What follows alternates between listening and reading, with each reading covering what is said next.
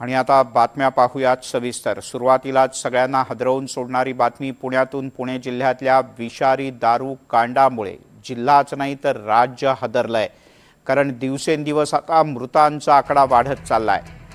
ज्यांना रुग्णालयात दाखल करण्यात आलं होतं यापैकी आणखीन काही जणांचा मृत्यू झालाय। त्यामुळे विषारी दारूमुळे मृत्युमुखी पडलेल्यांची संख्या आता 26 झाली आहे।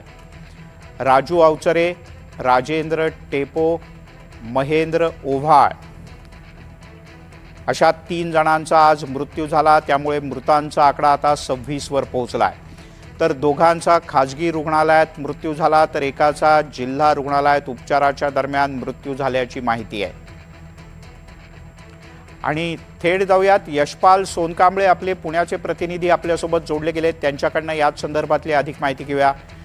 यशपाल, हा आकडा वाढत चाललाय, गंभीर स्थिती आहे, आणखीन कोण कोण रुग्णालयात आहेत, त्यांची तब्येत कशी आहे आणि पोलीस कारवाई काय पद्धतीची होती?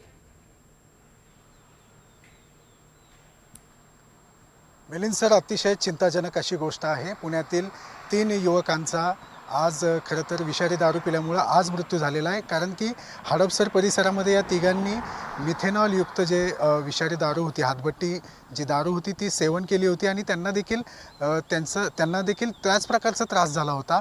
त्यांना उलट्या, मळमळ आणि तोंडातून फेस येऊन त्यांना उपचारासाठी रुग्णालयात दाखल केलं होतं, परंतु आज दुर्दैवाने या तिघांचा मृत्यू झाला आहे। आता या मृतांची संख्या 26 वर पोहोचलेली आहे। एकूणच पुणे पोलीस आणि पिंपरी चिंचवड पोलिसांकडून काही अधिकारी आणि कर्मचाऱ्यांचं निलंबन करण्यात आलेलं आहे।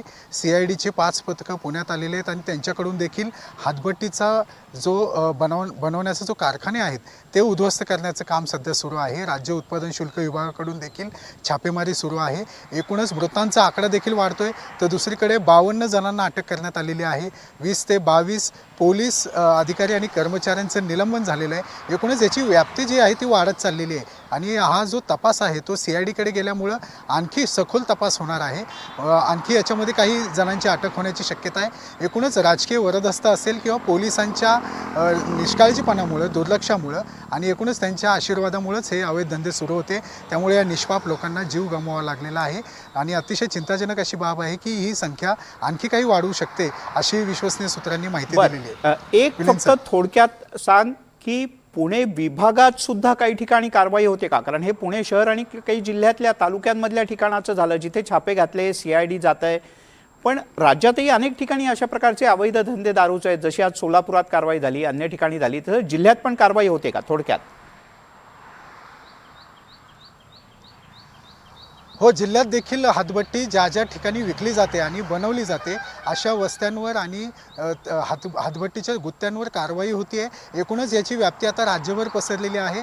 काही दिवसांपूर्वीच तुकाराम मुंडे जे आहेत त्यांनी छापेमारी केली होती आणि मिथेनॉलचा एक मोठा साठा भिवंडीमध्ये सापडला होता, त्यामुळे राज्यभरामध्ये ही कारवाई सुरू आहे आणि याची व्याप्ती राज्यभरात आहे। मिलिंद सर, तुर्तास धन्यवाद या सगळ्या सविस्तर माहितीबद्दल। यशपाल सोनकांबळे आपले प्रतिनिधी आपल्याला माहिती देत होते आणि पुण्यातली ही विषारी दारूच्या विरोधातली, या सगळ्या हातभट्ट्यांच्या विरोधातली कारवाई आता राज्यभरात होईल।